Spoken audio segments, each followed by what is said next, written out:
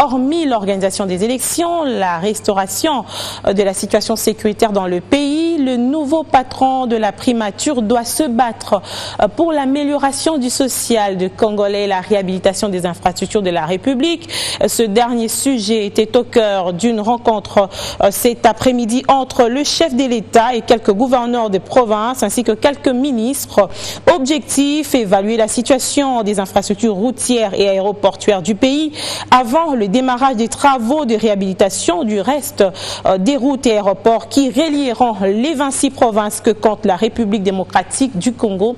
On écoute Julien Paluku, gouverneur de la province du Nord Kivu et porte-parole de la délégation des gouverneurs. Nous étions réunis autour de son Excellence, Monsieur le Président de la République, parce qu'il tient à sa vision de l'encerclement de la République par la modernisation des routes et des aéroports. Nous avons évalué la mise en œuvre de son programme, tel que défini depuis bientôt 15 ans.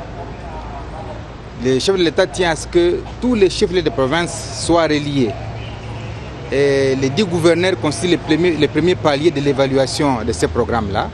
Le chef de l'État tient à ce que dans cette phase où la mise en œuvre se fait correctement, les gouverneurs doivent être impliqués dans les travaux de maintenance des routes qui sont déjà réhabilitées à ce stade. Au-delà des travaux routiers, nous avons examiné également la question des infrastructures aéroportuaires, parce que nous avons des aéroports nationaux et internationaux, et avec le chef de l'État, la RDC est en train de quitter petit à petit la liste noire qu'on appelle les blacklist, dans laquelle nous étions configurés depuis des dizaines d'années, grâce à la modernisation de nos aéroports, grâce à des instruments de navigation aérienne qui sont déjà mis en place.